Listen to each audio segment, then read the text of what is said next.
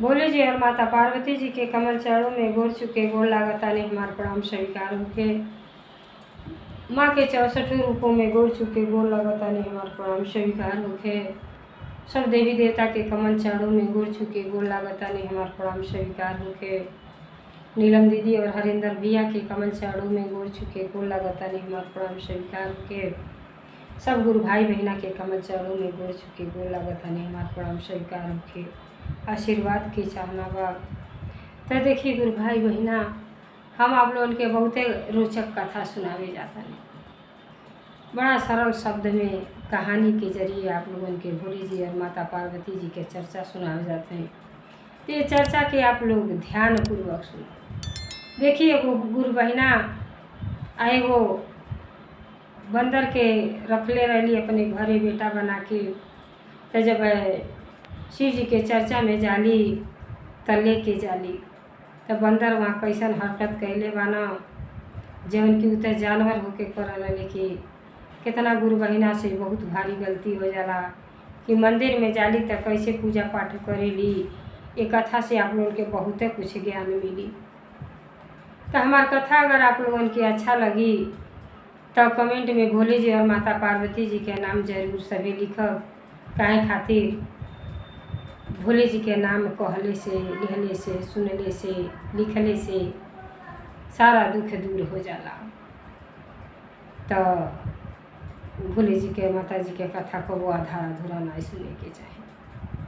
कथा के हर हमेशा पूरा पूरा सुने के चाहे। पूरा कथा सुनब तो आप लोगों के कथा के रहस्य के बारे में पता चली और आनंद भी आई। और जे भी हमारे चैनल पर नया होई वो हमारे विधाता ज्ञान चैनल के सब्सक्राइब कर दी। तो देखिए गुरु भाई बहना, एक गांव में एगो गुरु बहिना रहत रहली। गुरु बहिना और गुरु भैया दोनों जनी बड़ा भक्ति भाव से भोले जी के पूजा पाठ दोनों जनी करत रहे लोग। जहाँ भी भोले जी के चर्चा भजन कीर्तन जौन भी होखे वो मंदिर में जाके समय निकाल के और चर्चा भजन के लोग सुने। लेकिन गुरु बहिना के कौनो औलाद ना रहना, बेटी बेटा केहू ना रहल। तो एगो बंदर के बच्चा पलले रहली। बंदर के बच्चा के अपने पुत्र के समान जानत रहली। तो कहीं गुरु बहिना जहाँ तो बेचारी जनता बानी कि जब लड़का समझत रहली तो लड़का के कहाँ अकेले छोड़ा। बेचारी जब चर्चा में जा तो वो बंदर के बच्चा के लेके जा। अरे कथा जब सुनब सभी तो आप हंसत हंसत लूट पोट हो जाए। बहुत है रोचक कथा बा। अब बंदर के लेके चर्चा में जब जा तो चर्चा में गुरु बहिना जा तो पहले जहाँ भी चर्चा होके कितना बहिना अस्थिली जाली खा पी के वो बेचारी जहाँ चर्चा होके वहाँ नहा धो के जा और पूजा पाठ करें और बैठ के चर्चा सुने। और चर्चा सुनने के बाद घरे आवे तो कुछ खा। अब गईली और जब पूजा उजा कर तारी तो देखी ये कहले जानवर और मनुष्य में कितना फर्क है। यही से कहल जाला कि अगर मनुष्य के जन्म पौले बाणी तो हे गुरु बहिना जे भी ये चैनल पर हमारे सुनत होई थे भी ध्यान पूर्वक सुनी कि मनुष्य के जन्म पौले बाणी तो भक्ति भाव जरूर करी। अरे अब उहे जे अज्ञानी होई कि एक बात के ना मानत होई कि जौन की कहानी पहले के बुजुर्ग सत्य बनौले हमें कि भैंस के आगे बीन बजावे भैंस पघुर पघुरावे। तो जानवर तो कुछ ज्ञान ना बा, कुछ के कही तो ना ज्ञान बा, जौन मिल जाए खा लिए किनारे पड़ल नहीं है। लेकिन सबसे श्रेष्ठ पहला स्थान मनुष्य के है। तो मनुष्य के जीवन पाके भक्ति भाव जरूर करे के चाहिए।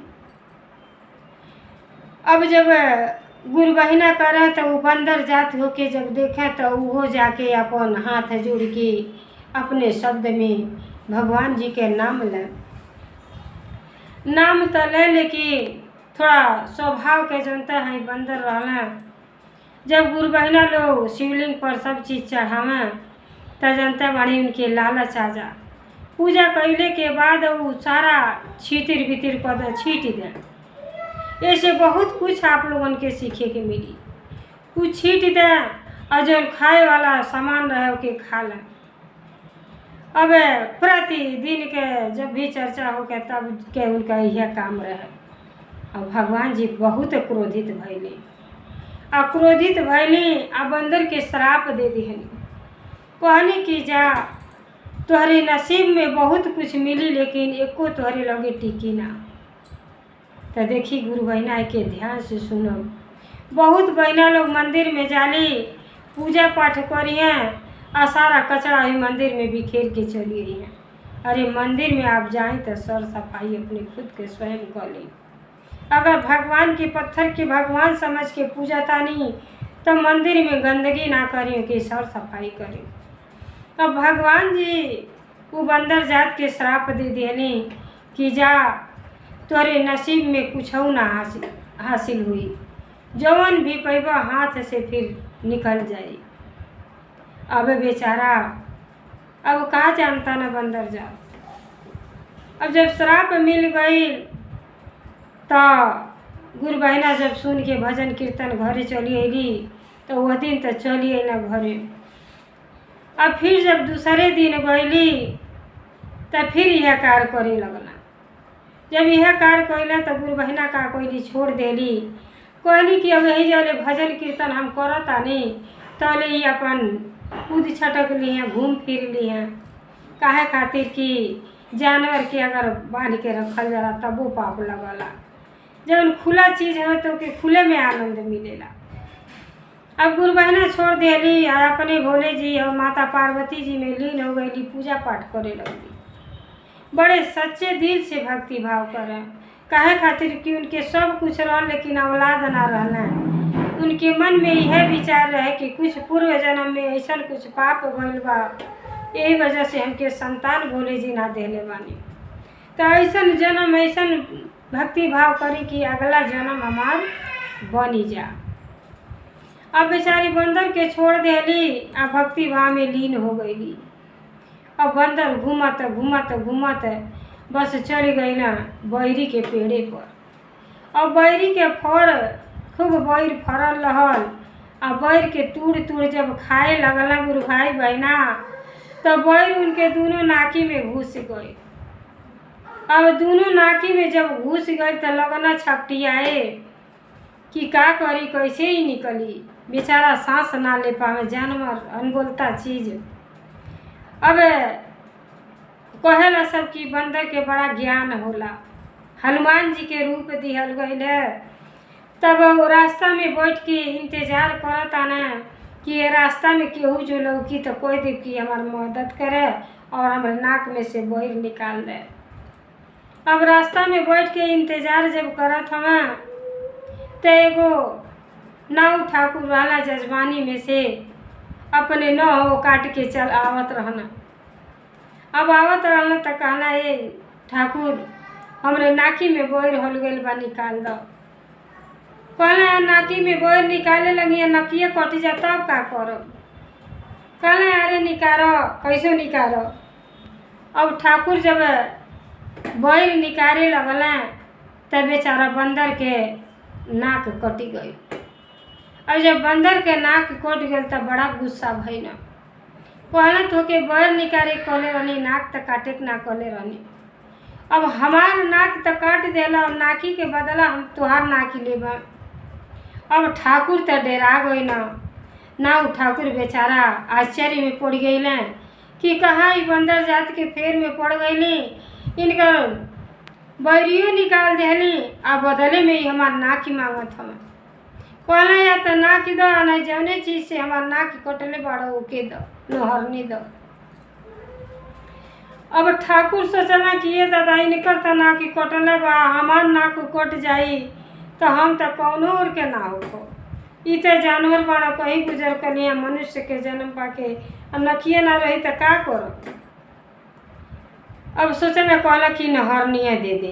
कहला कुछ न कुछ तो थोके दे वही के पड़ी। अब ठाकुर अपन पीछा छोड़वला नहरनी और बंदर के दे दिहला। अब बंदर नहरनी लेके फिर फुदुक फुदुक फुदुक फुदुक चले लगला। अब गईला तो आगे देखा ताड़े कि कुहार हाड़ी बनावत ताड़े माटी के और हाथे से माटी के खनत था। बंदर कहला कि काहे हाथे से माटी खाना तारा कुहार। कहला अरे कुछ बन आई तो हथवे से खोदिया बतानी। कहला अरे हथवा से तो खोदते रह जाइबा, हमरे पास नहारनी बा, नहारनी ले ला। कहला नहारनी ले लिया, टूट जाई तब। कहला अरे टूट जाए बदले में कुछ दे दिया। कहला ठीक बा। नहरनी से जब से कुहार माटी खने लगल, अब नहरनी के केतना विसारत जब सूखल जमीन रहल कोड़ा लगला, बस नहरनी टूट गई। जब टूट गई तब बंदर कहला कि भाई हमार नहरनी दो, तू तो टूट दिया नहरनी हो। अरे तो के तूड़े करती थोड़ा न दे ले रहनी। अब कुहार बड़ा चक्कर में पड़ला कि कहाँ से नहरनी ले आई। अरे नहरनी लाई बा, आई गगरी ले जा। अब बेचारा गगरी कपारे पर धैले अंदर जाती आ लेके चलल जात हम। अब चलल जात हम गुरु भाई बहना चलल जाता ना। देखी जौन भोले जी श्राप दे देनी कौनो बहाना उनके भोगही के। अब जौन भी पावत आना लेकिन एको उनके किस्मत में नहीं बा। अब हाड़ी लेके जब गई ना तब देखा ताने आगे एगो आदमी ग्वाला जौन है अपन गाय दुहत हमें। आ गाय दूहे करती लोटा में दूध दुहत है, गाय सैगर दूध देवे वाली। कहला कहे लोटा में दूहत आड़ा छितिर बितिर कर देबा, आई हमरे लगे हाड़ी बा, हाड़ी ले ला। कहला ठीक बा दे दा, लेकिन फूट जाए तो हम कहाँ से दे। कहला अरे कुछ भी दे दिया। अब देखी जब भाग्य में ना रही ना तो कुछ आपके साथ ना दे। अब वो हाड़ी तो दे दिया ना। हाड़ी में जब ग्वाला दूध दुहे लगला, बस गौ माता ऐसा लात मरली कि हाड़ी फूट गई। अब हाड़ी भी फूट गई, बेहाथ हो गई ना। अब कहला देखा हे ग्वाला भाई, अब हमार तो हाड़ी तू फोड़ दिला, कुछ ना रहते में पानिए भर के पियती तो कुछ न कुछ तो तोके एकरे बदले दे वही के पड़ी। अब ग्वाला सोचना का दे। अब गौशाला में से का कोई ना एगो बछड़ा पकड़ा देना कि ले जा यही के अपन अपने साथे रखिया। कहना चला कुछ तो दिहला। अब बंदर जाती बछड़ा लेके चल दिहला। अब बछड़ा लेके जैसे आगे आगे जाता ना तो देखा ना कि एगो किसान के 2 पत्नी रहली, महागरीब रहना। और दोनों पत्नी के आगे कह के आ हर जोतत रहना खेते में। देखल तो बड़ा उनके दया आई। कहले कि किसान ही का कर रहल बड़ा, आई दोनों मेहरारून के कितना ताकत होला, ऐसे खेत जोता पाई। कहला तब का करी। कहला अरे हमरे पास ही बछड़ा बाड़े, बछड़ा ले लो, अब बछड़ा से अपन खेती बाड़ी के काम कर लो। कहला बछड़ा ले ले तेरे बदले हमरे पास कुछ बटले ना बका दे। कहला अरे लेके जोता था। जब बेचारा जोते लगना तो खेती लंबा रहल आ खूब धूप भइल रहल। बेचारा जब घूमे लगला हराई तो हराइए घूमते के बछड़ा भी मर गई।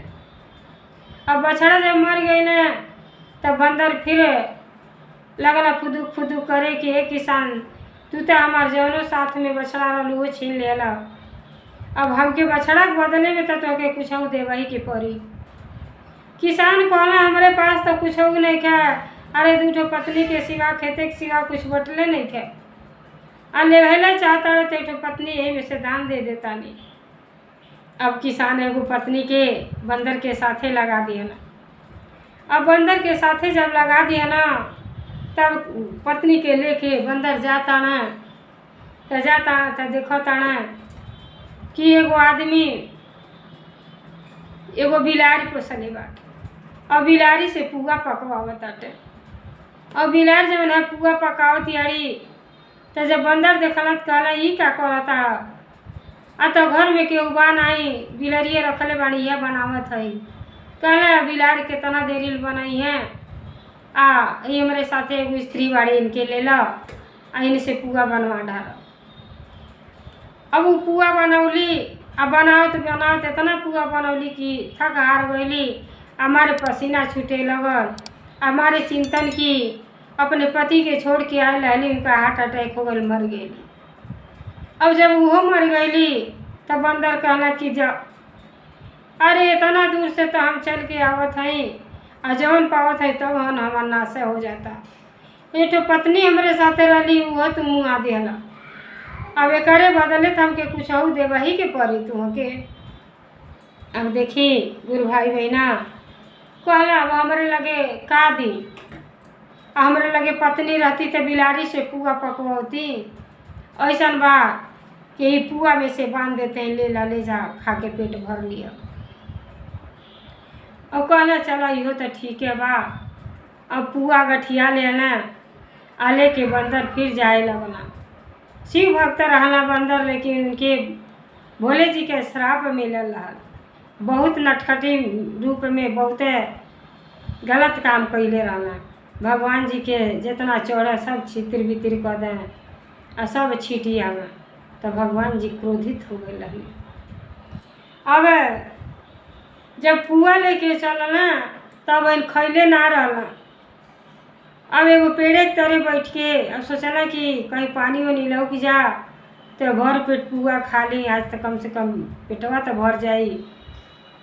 एना जगह से अली लेकिन कोनो ऐसा वस्तु ना मिलल जाने से हमके लाभ मिले।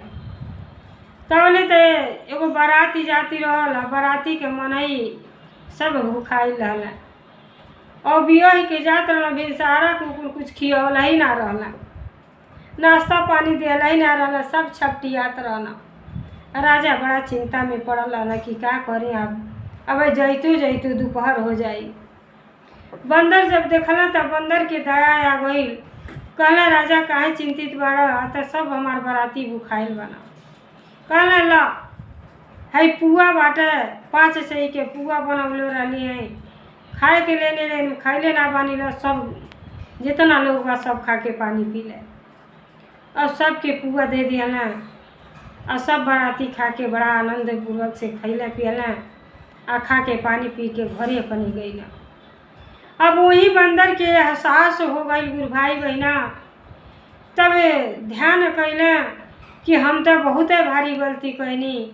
आ गुरु हमार जौन है माई बाप बन के हमार जौन पलले रही उनहू के साथ छूट गई। आ भगवान के दरबार में गईली तब बैठ के भजन कीर्तन सुनले के सिवा हम इतना गलत काम कैनी कि सजी सामग्री छीट देत रहनी। लगता भगवान जी के हमके श्राप मिल गई। अब सब जब बाराती जाए लगल तो कहना ए राजा ए सुनी आ हमार सजी पुआ तो खा गईनी, तो पुआ के बदले में तो हमके कुछ रौरा के देवही के पड़ी। कहला का लेबा। तब कहला कि हमके ढोलक दे दे। अब बजनिया ढोलक ले रहना। राजा कहना भाई इतना जानवर जाति सारा बेचारा खैला ना दे देना, तो ढोलकिए दे दे एकरे बदले में। अब ढोलक जब बंदर ले लेना हाथ में, जब सरस्वती जी आ गईली तो देखी गुरु भाई बहना कैसे आदमी के कैसे समय पलटला। जब ढोलक पर हाथ धो के लगना बजावे तब माता जी बड़ा खुश भैली और माता जी उनके ज्ञान दे दिहली। और वह ढोलक ज्ञान दे देनी और वह ढोलक लेके फिर शिव जी के मंदिर में आ गई ना। आ तब उनके आँख के पर के पट्टी खुल गई जानवर हो के कि हम बहुत भारी गलती कैनी। जहाँ हमके भक्ति भाव करे के चाही वहाँ आके हम मंदिर में गंदगी करे लगनी। और लगता भगवान जी के हमके श्राप लग गई बा। अपने श्राप के काटे करती भगवान के मंदिर में आके अपने भाषा में भजन गावता न कि देखो न भगवान के दरबार में आके भक्ति भाव ना कैली। अब बहरी के खाए गईनी तब बहरियो नकिया में गड़ी गईल। अब ढोलक बजावता ना आ कहता ना कि बहरी लगे गईनी तब बहरी नकिया में फंसली। अब बहरिया निकलने हजमा नकिया काटी लिहला आ नकिया के बदले नहरनिया देला। नहरनी लेके गईली कुहारा ले लिहला। नहरनी के बदले कुहारा हड़िया दे दिहला। आ हड़िया लेके गईली तो यादव ले लिहला। आ यादव दूध दुहला तो गैया फोड़ी दिहली। अब बछड़ा लेके गईली तो किसान ले लिहला। आ किसान ले लिहला तो बछड़ा मरी गईल। पत्नी के दिहला तो पुआवा बनौली, पुआवा बनौते पत्नी मरी गईली। पुआ लेके गईली त राजा के बरातिये भुखाइल रहना, सारा पुआ खैले और पुआवा के बदले में ढोलकिया हमके दिहला। अब यह कोई कोई के अब अंदर मंदिर में बैठ के अब भजन करता है कि हे भोले जी आप लगाता आप हमके श्राप दे देले बानी, लेकिन हम जानवर जात हमके कहाँ ज्ञान रहल, लेकिन जैसे जैसे हमारे हाथ में माता सरस्वती जी अली वैसे हमके ज्ञान हो गई। हे भोले जी हमारे गलती के माफ़ कर दी, हमके दर्शन दी, दया भाव करी कि फिर से ऐसा हमसे गलती ना होखे। अब हम ढोलक बजौते बाणा भगवान से मंदिर में जाके विनती करत आना। तब तक शिव चर्चा वाली सारी गुरु बहिना आ गईली। अब सारा गुरु बहिना आके अपन चर्चा शुरू करे जाताड़ी। त जवन इनके गुरु बहिना इनके पलले रहली, बहुत खोजली लेकिन इनके पौले ना रहली। और जब मंदिर में देखली कि सूख के बेचारा लकड़ी हो गईल बाना तब बड़ा पछतैली कि कहाँ चल गई लला। अब उनके पकड़ के लगली, आँख पोछे, मुँह धोली और वहीं उनके नहवली धोवली। कहली कि तू कहाँ चल गई लला, अरे तोके तो पुत्र के समान पलनी और तू कहाँ ऐसा चल गई ला।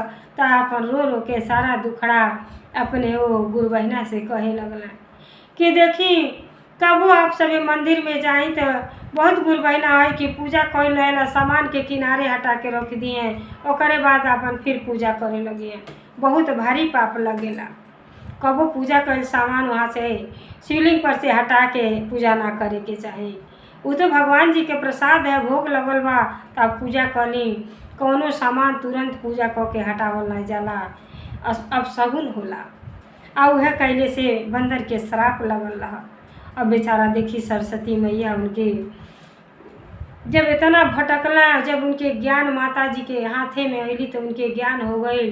फिर भगवान जी के भक्ति भाव करे लगल, बड़े सच्चे दिल से भजन कीर्तन गुरु बहिना के साथ बैठ के भजन कीर्तन कैलें और दया मांगलें कि हमसे अनजाने में जौन भी भूल भइल बा हमार भूल के क्षमा कर दी। तब भगवान जी उनके दर्शन देली। अरे देखी चाहे कृष्ण का हो या राम, जग में सबसे सुंदर है दो नाम। राम जी भगवान भोले जी के पूजा पिताजी समझेली और भोले जी राम जी के पिता समझेली। तो हनुमान जी के तो सिरवे में राम जी रहत रहनी, लेकिन हनुमान जी के जवानी सेना रहना इनसे बड़ा भारी गलती हो गई रहा। तब भक्ति भाव में चुक गई, लेकिन फिर सरस्वती माई उनके ज्ञान देहनी तो वो अपने भक्ति भाव में लीन हो गई और भक्ति भाव करे लगल। तो जब मनुष्य जानवर में इतना ज्ञान बा तो मनुष्य में तो होखई के चाहे कि अगर मनुष्य के जन्म पौले बाणी तो सवेरे उठ के एक लोटा जल और भक्ति भाव कुछ ना तो वो चाहे नगुए भगवान के लिए अपने जीवन के धन्य बनाए। तो देखिए गुरु भाई बहना ऐसा गलती केहू जनी मंदिर में जानी तो ना करी। मंदिर में जाई तो मंदिर के सपरत सफाई कर लिहल करी, लेकिन गंदगी ना वहाँ फैलाई, भगवान जी से श्राप मिलेला। घर में हम रहे नहीं तो पहले झाड़ू पोछा करेली, नहाली धोएली, तब गैस पोछ के तब खाना बनावेली। तो काहे ना मंदिर के हम साफ रखी, जहाँ माता पिताजी रहेनी सबसे श्रेष्ठ देव के देव महादेव तीनों लोग के मालिक जहाँ रहेनी वहाँ तो साफ सफाई होखई के चाहिए। तो देखिए गुरु भाई बहना कितना सुंदर चर्चा रहल है। पर्वत पहाड़ पर शिव के मंदिरवा है, सखी बड़ा नीक लागे मंदिरवा है, सखी बड़ा नीक लागे। कहत नीक लागे सुनत नीक लागे, चरचवा है सखी बड़ा नीक लागे, चरचवा है सखी बड़ा नीक लागे। भोले जी के जटवा से बोहेली गंगा, गंगा मैया बड़ा नीक लागे, गंगा जी के धरवा बड़ा निक लागे। वो पर्वत पहाड़ पर शिव के मंदिरवा मंदिरवा हे सखी बड़ा निक लागे। मंदिरवा हे सखी बड़ा निक लागे। कहत निक लागे सुनत निक लागे चरचवा हे सखी बड़ा निक लागे। चरचवा हे सखी बड़ा निक लागे। तो देखिए गुरु भाई बहना, ये कथा से ज़रूर कुछ आप लोगों के सीखे के मिलल हुई। और बंदर कितना कितना उपाय कैना लेकिन उनके सफलता नहीं मिलल। तो ऐसा भागीदारी ना बनी, अपने जीवन के धन्य बनाई और भगवान जी के गुरु बनाई, भगवान जी के सेवा भाव करी। आनंद आ जाई, आप लोगों के जीवन में बाहर आ जाई। हर हर महादेव, घर घर महादेव, भोलेनाथ की जय, सच्चे दरबार की जय, 56 कोट देवता की जय। हर हर महादेव।